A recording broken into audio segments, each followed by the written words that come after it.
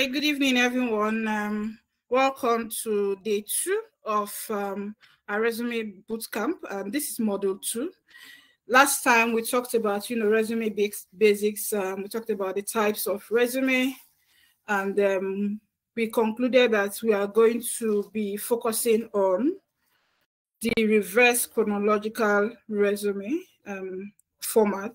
That's what would hammer on for the entirety of this bootcamp. Today, we are going further. We are going to be concentrating on crafting compelling content.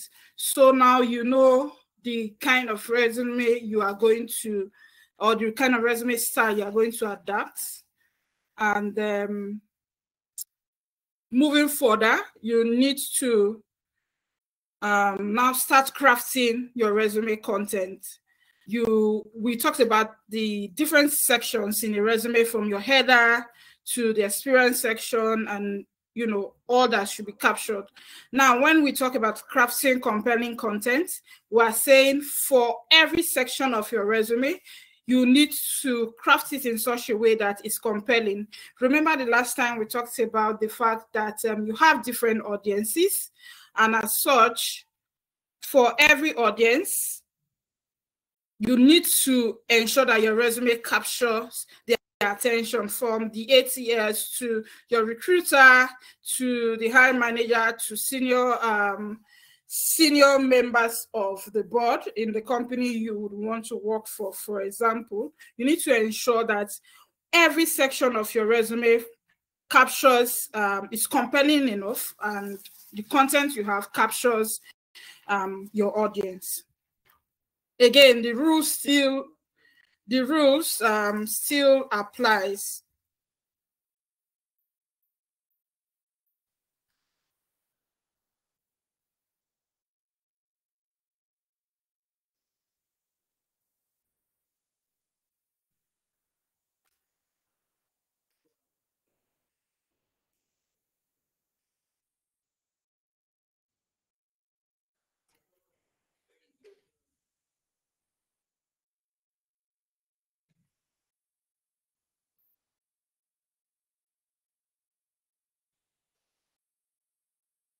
Okay, just like I said, the rule still applies. If you need to ask questions, please wait till the end of the session. Today is going to be a pretty much shorter section than we had. So after taking this session, I would then tell us to craft using the chat box. So when it's time for that, I would appreciate it if everybody tries to follow along, because I want to see you practice what you are going to learn today. So from today till the end of the bootcamp, we are going to be doing a lot of practicing, right? So get ready. Again, if you have a question, kindly wait till the end of the session. When I'm done, you can ask your question before we start our practicals. Again, like I already said, at the end of the bootcamp, for those who fill the feedback form, you would get this and every of my presentation. You'll get it.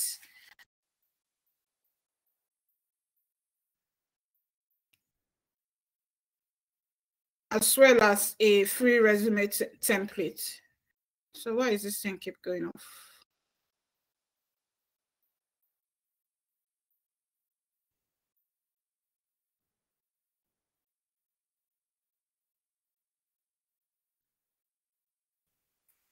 Okay, so today this is what we are going to be learning. First, we are going to be talking about summaries and objectives. Then we'll talk about how to quantify your achievement. So it's not okay to just say you did something and you achieved something. To ensure that it's compelling enough, you have to quantify. And we'll learn that as well. Then we'll talk about how we will need to use strong action verbs in our resume, every section of your resume, as especially your experience section, you should employ the use of strong action verbs to ensure that it is compelling enough. Remember again, today we're talking about crafting compelling content. So whatever we're going to be saying today is driven towards the theme, right? Then, of course, we'll talk about tailoring resume. You know, the other time I told us that it is improper to use one resume for every job you are going to be applying for, especially if you are someone who has transitioned. You probably need to tailor your resume to fit into the job description, and then we'll try our hands on that as well. Then, of course, just like I already said at the beginning, we'll get our hands dirty. That means we'll get to work and see what we've learned or how we've learned well from all I'll be talking about today. First, summaries and objectives. Remember the last class, I was like, I'd prefer for us to focus on summaries. So for the entirety of this program, we are going to be focusing on summaries. Summaries are better captivating than objective. Objective, like we said the other time, is a focus statement of your career goals for a specific job. If you are in talent acquisition, for example, what's your objective? So it's like a big picture, but most people do not know how to use it very well.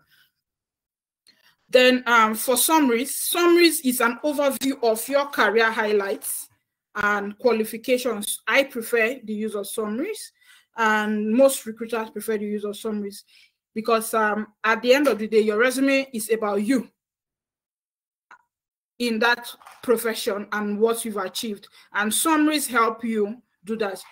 Again, remember I also said the last class that for summaries and even for your experience section, you should use bullet points, strong bullet points, using action verbs.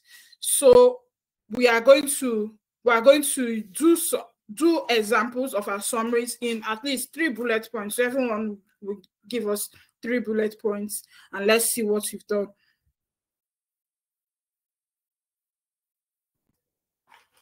Now, when we talk about quantifying achievements, again, just like please drop your question in the chat box. I wouldn't, in the Q&A section, please. I wouldn't know because I'm not seeing the screen of the session. I'm seeing the screen I'm sharing. So I would interchange my attention to check for your question, but your questions will be taken at the end of the session, just before we start to get our hands dirty. You can equally drop your chats. If it's not a question, you can drop a chat. That's fine. Then moving on, let's talk about quantifying achievements. Like I already said, you need to ensure that you are not just stating something or a statement. Like I said from the last class, your resume is a marketing tool, so it should market you, it should sell you. It is not a list of do's and don'ts or a laundry or shopping list. It is a tool for marketing, and you want to ensure that it speaks for you in rooms where you will not be present, because where a recruiter gets your resume, you probably wouldn't be there, and they need to go through it every step of the way. Also, where the hiring manager is going through, let's say you've passed through the screening stage with the recruiter, the hiring manager is going through your resume, you won't be there. And you want to ensure that your resume represents you in front of every of your audience. So you want to quantify your achievements. Now, let's say for your summary section, you are saying 5 years plus experience. That's quantifying. Use numbers. For resumes, we want to see numbers. It's easier for me to remember a number than to just remember a word. So use numbers. 5+ years of experience, I would remember it. Instead of you saying experienced data analyst, 5 years of experience in data analysis is a better one. It quantifies your achievements. It shows that you have 5 whole years of experience than just, generalizing.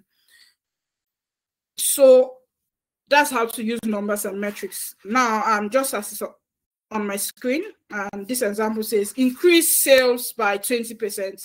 It's showing, you're not just saying increase sales. I see a lot of resumes, they just say increase sales, but you need to quantify increase sales. How did you increase sales? And don't just put figures. I see people doing that. The other day, I was asking a mentee who did, can't remember what exactly he did, but what exactly it was, but I know it was like 80%. I'm like, how did you arrive at this 80%? Then there was one, he did 100%. How did you arrive at 100%? Because if you meet a very badass recruiter, sorry for my language, they would ask you, and you don't want to be confused. How did you do that? So if you are saying you increase whatever metric by 100%, it means that you doubled the effort, right? By 50%, you did like 50% increase of what you met on ground. So you want to use your numbers wisely and not just for the sake of using numbers. Then, of course, you can see the examples there. Reduce cost by 15%, led a team of 5, and all of that. So you want to use numbers. Again, the use of numbers, very, very, very, very important.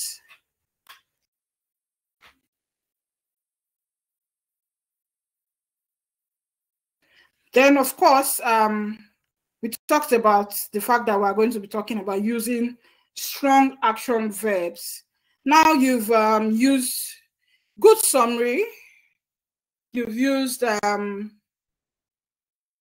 metrics and numbers to quantify your achievements. Then you also want to use strong action verbs, right? And I want to understand if we even know what a verb is. Please use the chat box. What's a verb? And then let's hear what an action verb is. First, what is a verb? I want to see your chat.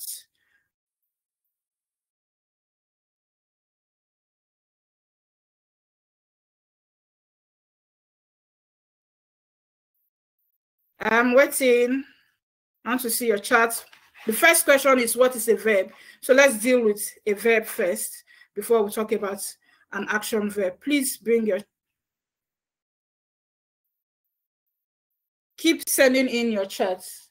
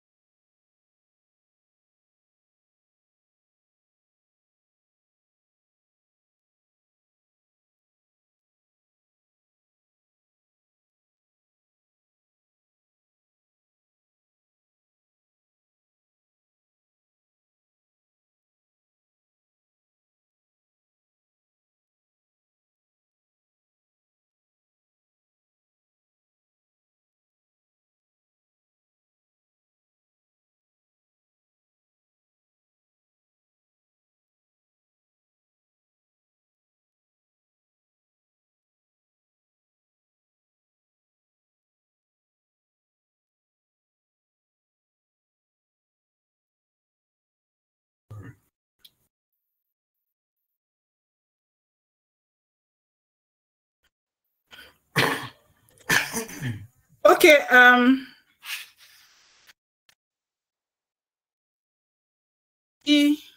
Okay, I can see your chats now. Ogechi says a verb is an action word. Okay, great. A verb is an action word. Exactly. Onuche says an action word. Okay. Choma, a verb is an action word.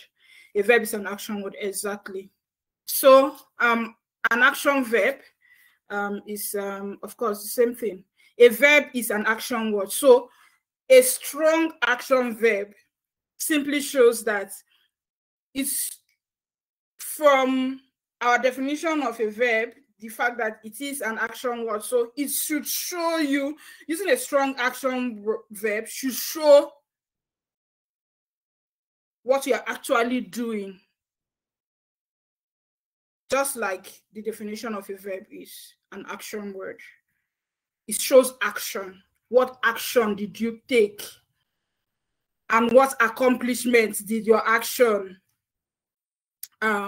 make you realize? That's what using of strong action verb is about. So use powerful action verbs to describe your accomplishment. So you're not just saying,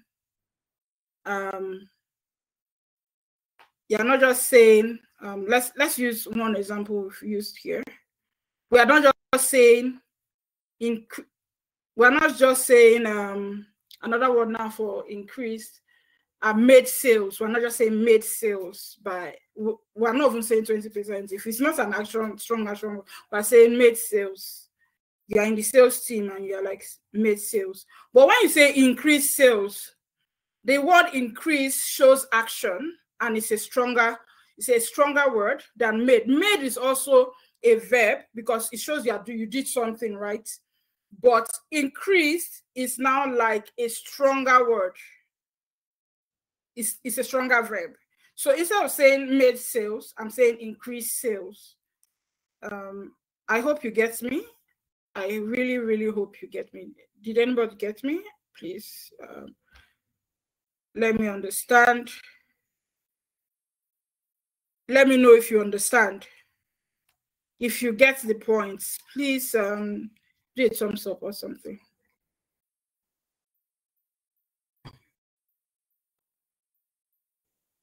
And what's in? Okay, great.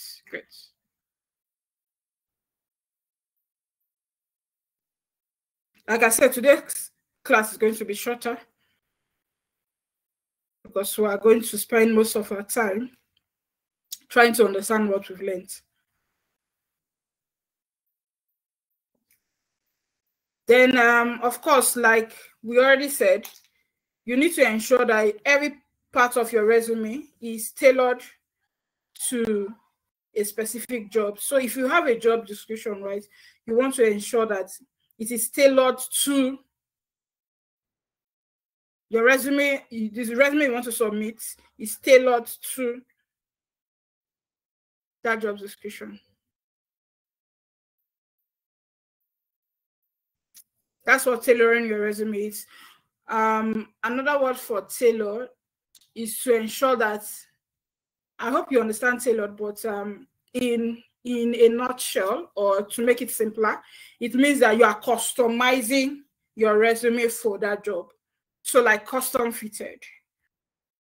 You want to ensure that each application you make, you go through your resume. Now you'll be asking yourself, or probably asking me, if I need to apply for 100 jobs, for example, do I need to now start customizing 100 resumes?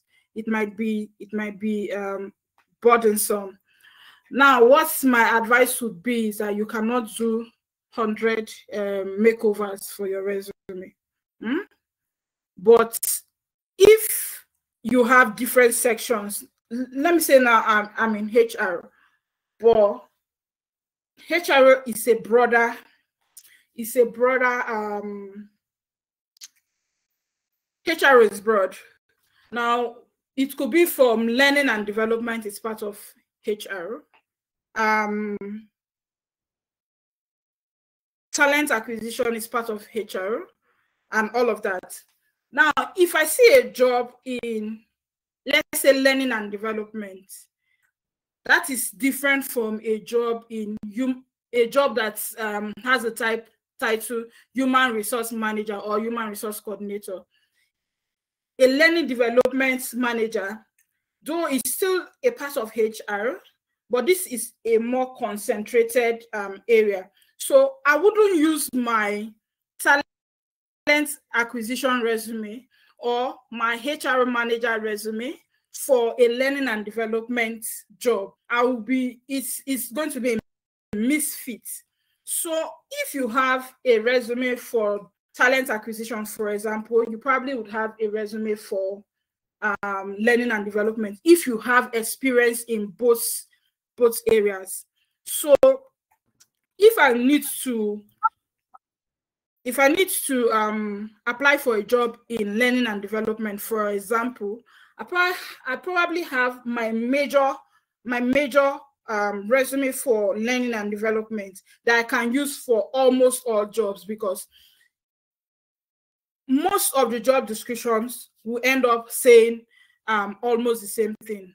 Sometimes you may tweak it here and there to fit in.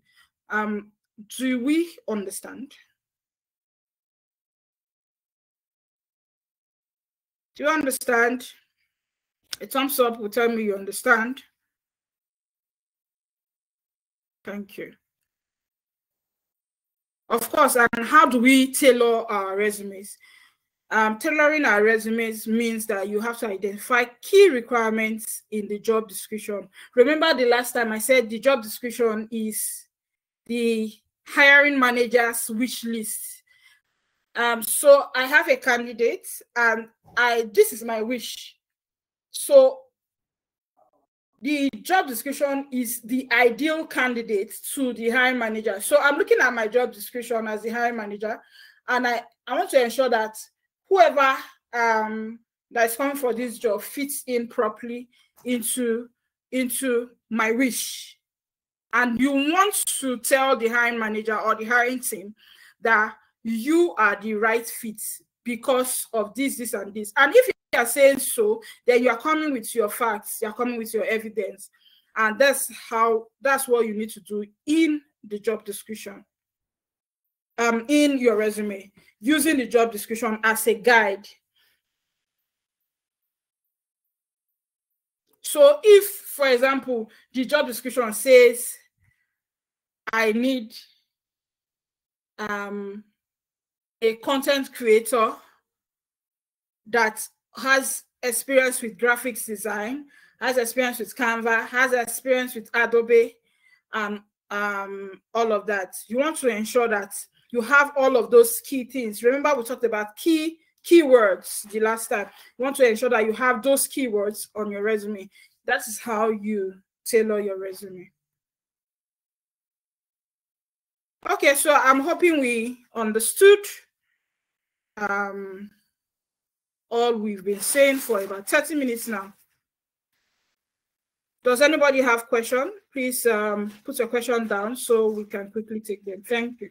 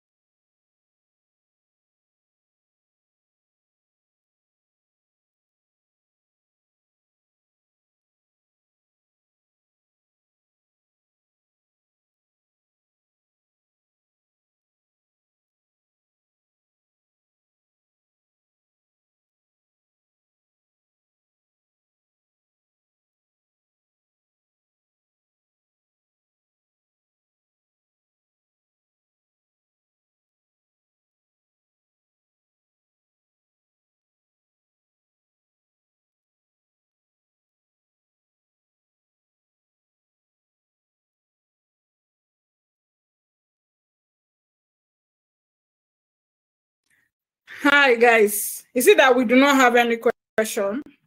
And that means to understand.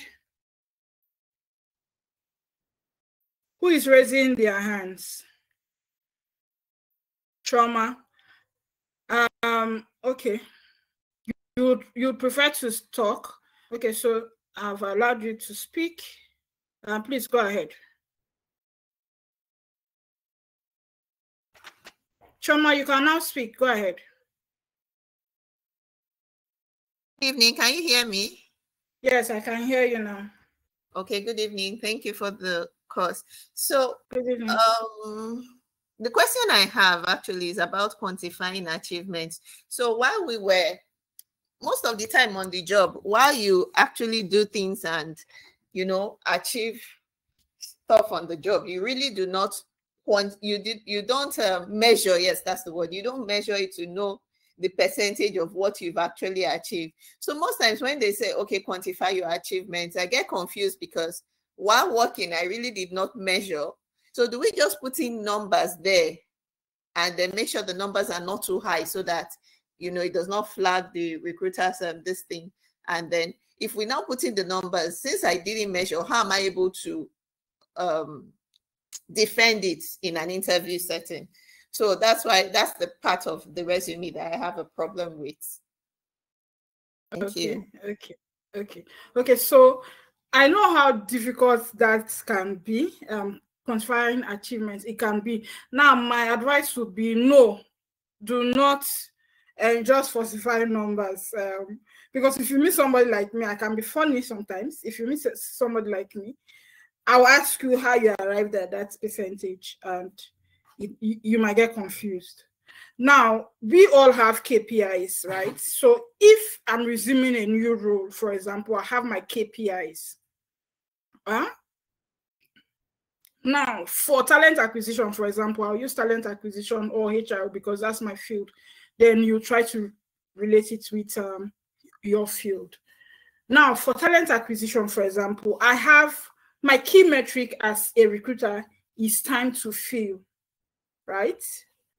Let's say my organization says I need to fill senior roles in 30 days, but on an average, have been able to consistently fill senior roles in 15 days. That's half of the time. That means if I want to measure my achievement, I'll be saying I hit my target by 100%. So instead of doing 30 days, I'm doing 15 days. That's 100%. Do you get the gist? Yes, I do. So I should sort of look to my KPIs and then use that to quantify my achievements, something like that. Exactly. So your KPIs would help you. If you don't know your KPIs, which you should, but just in case you don't know your KPIs, look at the job description of the role you currently are occupying, right? Look at the job description. You can even like copy this job description and paste it on Google or on AI. Thank God for AI, but I do not say go and copy AI. Just use that as a guide. You can ask from the job description, ask AI, ChatGPT or whichever AI you want to use, to tell you what your key metrics are. So from your KPIs, you should be able to quantify your achievements. That's how to run it.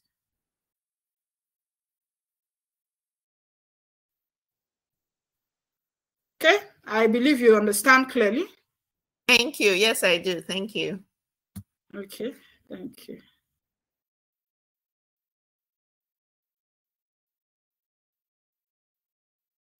Okay, I cannot see any other question. Again, we said for questions, do not use the chat box. I wouldn't know. Use the Q&A. We have questions and we have Q&A. So the chat box is for general chat. So I know you're following. I could ask a question there, you answer there. That's just so I know you're following. But if you have a specific question to ask me, please use the Q&A box for that. We have the Q&A box because of that. Love it. I can see your question now in the chat box. Going forward, I wouldn't read any question on the chat box. Again, just like Choma did, if you want to speak, because certain questions you want to ask would probably require you to actually speak. So let us know you want to speak so we can turn on your mic. Now, in a scenario, I'm reading Lovett's question. In a scenario where the opening does not come with a specific requirement, how do we then tailor our resume for that particular role? Okay, so if the role doesn't come with a job description, because sometimes you just see, like my current role, funny enough, my current role, I did not get a job description. It's funny.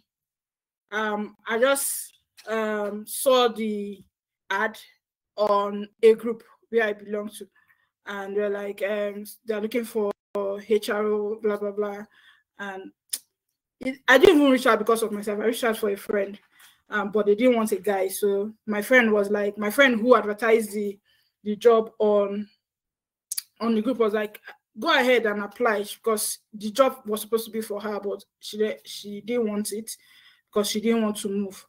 So I just sent in my resume. Now, in such a scenario where you do not have a job description, because sometimes it does happen, and let's say the job is a talent acquisition job or a social manager job, majorly, even whether or not you have a job description, there are certain things that is expected of that role. That means all of those things expected for that role should be captured in your resume. If you're a social media manager, for example, whether or not you have a job description, you need to understand the fact that you need to know how to manage pages, right? You need to know how to do a little bit of graphics. You know, some key things that must be in every social media manager job. Then if you are not so sure, sometimes you can go to LinkedIn and just click social media manager. You see in people, in job, in whatever, in post, click on in jobs. You see a lot of jobs on LinkedIn for that role. Go through them and see what is common in all of those job descriptions. Those are the things that you should feature in your resume. Is that clear? Love it.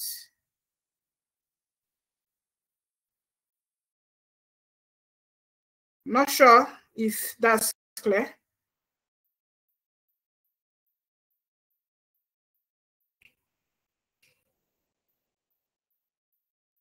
Okay, so that's Lovet's question. Any other question? Okay, thank you. It's clear. Any other question? Okay, so we'll go back and get our hands a little dirty. First, we'll talk about your summary section. So using the chat box, please give me 2 bullet points for your summary session. But before you do that, before you give me 2 bullet points, let me know the area or the job family you are looking at. So if you are giving me two bullet points, first you are first telling me social media manager, that's what you are doing. Then give me first 2 bullet points for your summary section. Please, let's do it as fast as possible. Thank you. Please use the chat box. Thank you.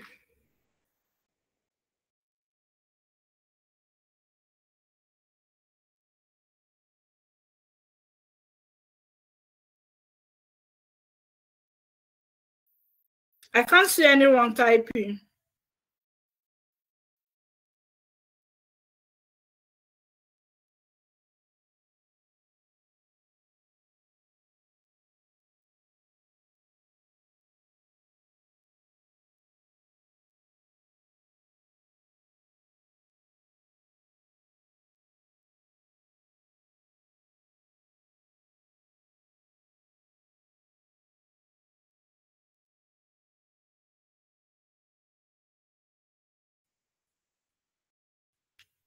Are we on it?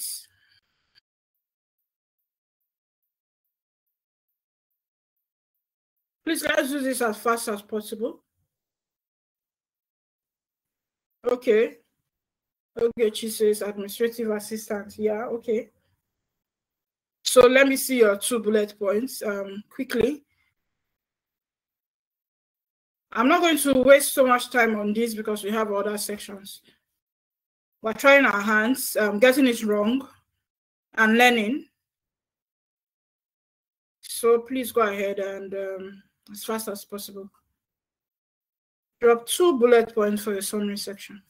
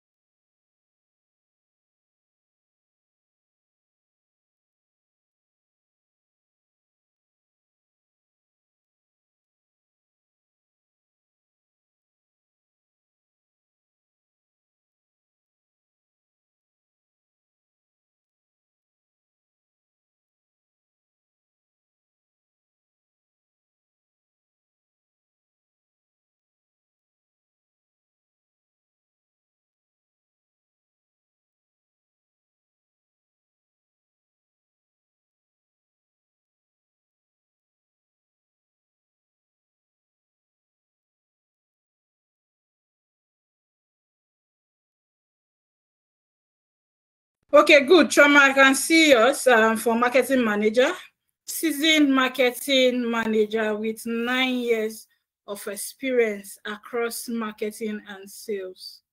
Successfully launched the Poch. Okay, so that's 1 bullet point, right? Seasoned marketing manager with 9 years of experience across marketing and sales. Good. So that's your opening line for your summary section. Good. Second bullet point says, successfully launched the Poch. Don't know if I can pronounce it. Cayenne with 300% ROI and filled first quarter order bank. Not that I understand it, but I would love for you to speak on the second part so that I understand. If I'm hiring for this role, for example, I would probably make research, but we are live. So speak to it so I understand and so other people understand as well. Okay, so the second bullet point is a product, the Porsche Cayenne, that was launched. So successfully launched the Porsche Cayenne with 300% ROI and filled the first quarter order bank. So for us, the first quarter order bank is a unit, 4 units for the first quarter. So launched the Cayenne with 300% ROI. That is, made 3 times the money that we spent on the launch and then God forward others as a result of the launch. So that's what that statement wants to say. Okay, so this Porsche Cayenne now is only known to your company, right? Yes, so it's an automobile brand. So in that case, should I just say a vehicle?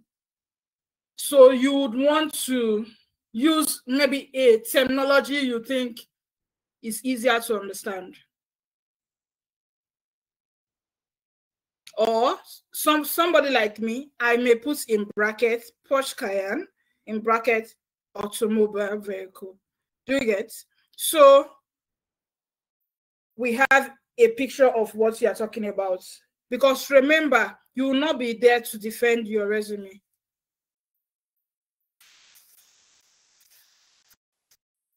I hope you understand. Okay. But it's good with 300% ROI. So anybody seen ROI, they know that, okay, 300% return on investment, how did you do it? And all of that. So it makes sense. I'm not seeing any other person's own. Again, the other parts or the last part of today's session and going forward, as a matter of fact, we're going to be doing more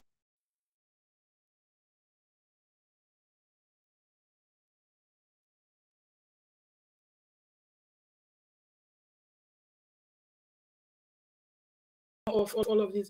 So if you won't be participating in all of this, then it's going to be a waste of your time. The essence of a bootcamp is to ensure that you have hands-on. If you want a resume writer to do your resume, that's fine.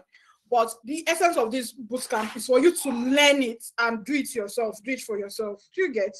And if you're not going to be participating, then at the end of the day, you may get nothing out of the bootcamp. And the essence of having this session is so that you do not go just the way you came. You are going with the ability to write your own resume. So it will be great if we all participate. If there's no other person who's going to participate, I'll call it a night and see you tomorrow. Except anybody else has a question to ask me.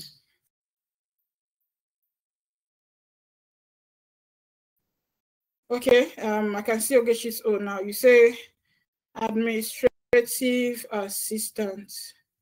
Okay, so your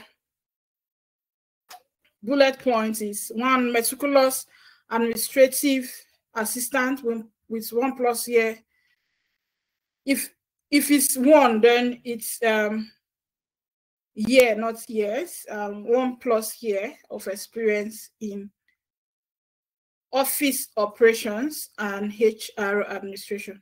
So to me, you are confusing me. Are you HR manager or you are admin manager or admin assistant? They are different. Yes, they are very different. So while HR has a bit of administrative side, most admin, if you are an admin manager, you are not HR. So if you are saying you are HR manager, then you are saying HR manager with 1+ years of experience and administrative experience. It will be better that way. But if you are strictly an administrative assistant, then stick to it so you don't confuse your audience. Are you HR or are you admin?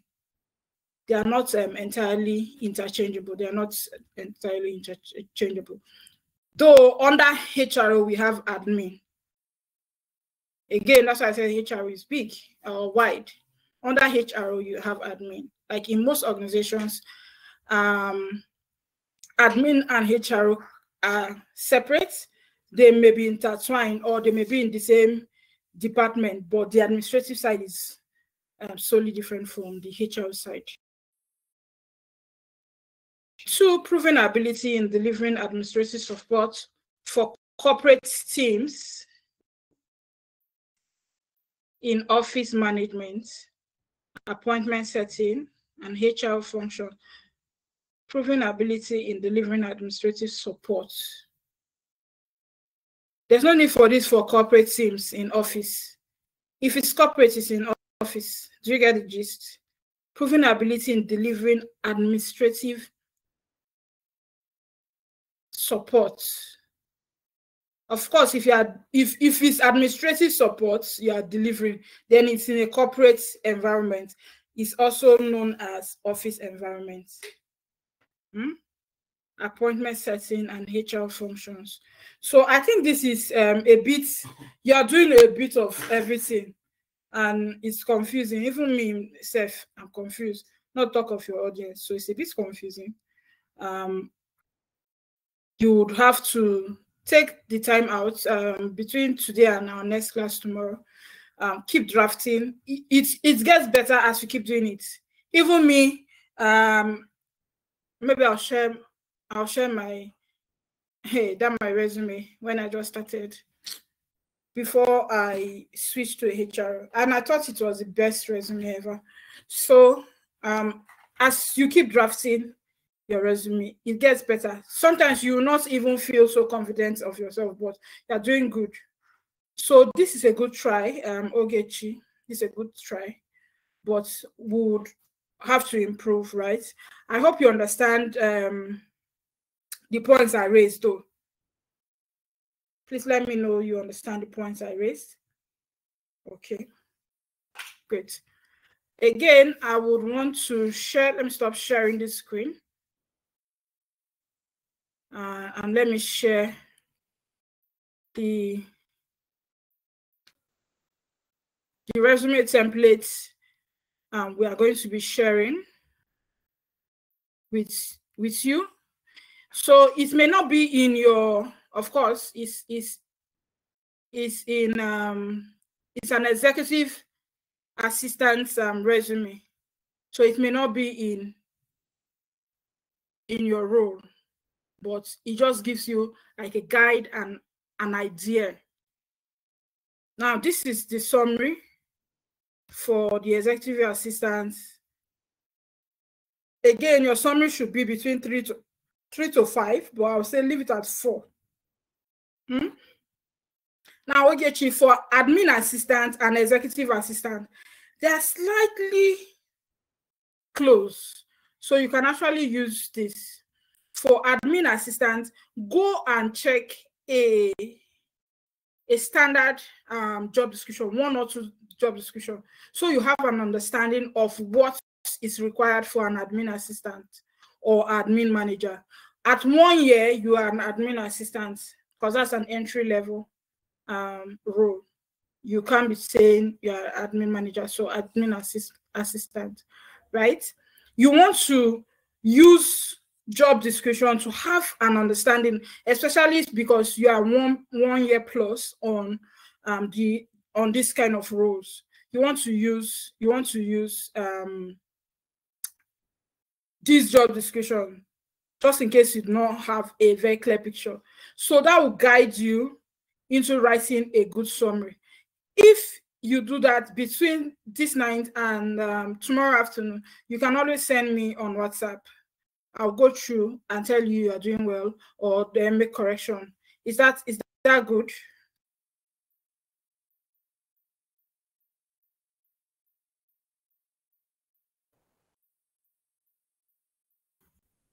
I'm not sure I can see your hands to know if you understand me or if we're on the same page. Okay, great. Okay, just like we can see on our screen, this executive assistant summary talks about the years of experience, and of course, the major thing an executive assistant does is to provide comprehensive administrative support to C-level executives. So why I can just say highly organized and result-driven executive assistant, or highly organized and result-driven executive assistant with 5 years plus of experience. But what do you do? Now, an executive assistant may be just somebody who provides administrative support to CEOs. That's my niche. Or to C-level executives, they are different. So if you are dealing with C-level executives, for example, and you're talking about the CFO, the COO, the CEO, and those type of roles, like very senior management in a very structured company, right?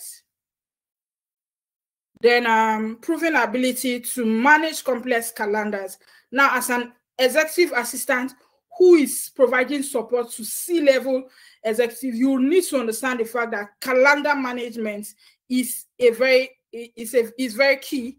If you look across most job descriptions for an executive assistant, you'll see calendar management, you'll see email management, because of course, if you are providing support for a C-level executive, they hired you as an assistant because they do not have the time to do all of those things.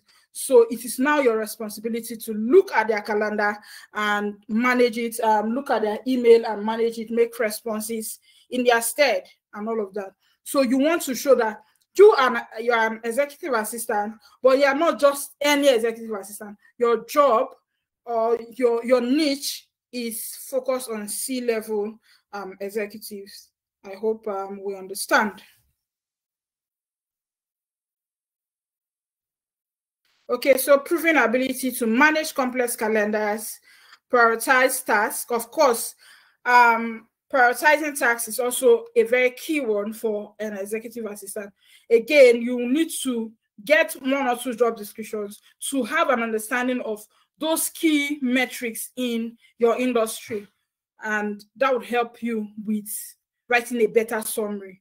Again, I said go to LinkedIn, type the role, you'll see in jobs, in people, in posts, in companies, blah, blah, blah. What you're focused on is in jobs. Click in jobs, you see a lot of jobs. Copy 2 job descriptions if you can, and work on them. With that, you see what is mostly needed, right? And that would help you adjust your summary section. Again, the next one says skilled in. If I am hiring an executive assistant, I'm looking at somebody who is good with project management. It's key for an executive assistant, because whoever you are working for or working under has various projects they'll work on, and they want to ensure that you are able to deliver. You don't need to have so much robust project management skill and knowing about project charter and all of that, but like very basic project management skills, you need it as an executive assistant.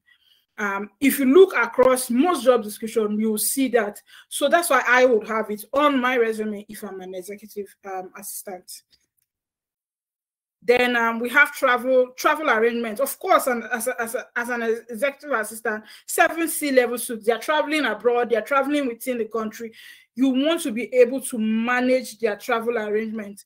That's why I said, of course, an EA's job is also similar to an admin's job. If you're an admin in an office, for example, in a company, an office, for example, you will need to manage travel and make travel arrangements for anybody who wants to travel within the company. But for an EA, your travel arrangements may be restricted to your direct boss or whoever you are the assistant to. So you want to add that to, if you were an executive assistant, for example, travel arrangement, that you know how to make travel arrangements. If we're talking about travel arrangements here, yeah, we're talking about how to book flights. Not everybody knows how to do that. How to, put forward a travel itinerary and all of that. Of course, meeting coordination is a skill that I would expect an executive assistant to have.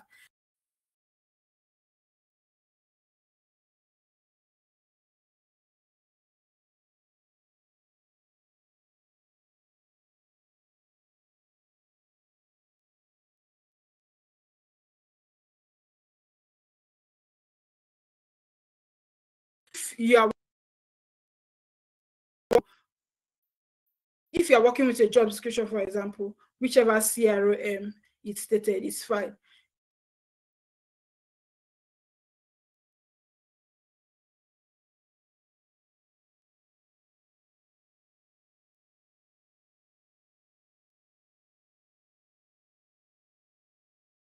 you mustn't put that.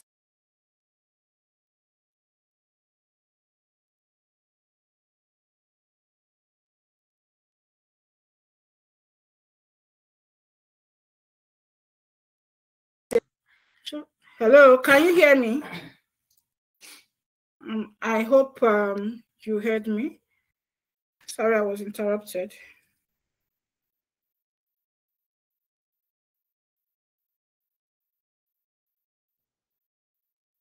Okay, so I believe we are good. I can't see any more tries, so we are good, except anybody has a question. If you have a question, please ask, because this is 3 minutes past 8 already. I just came back from work. I need to rest.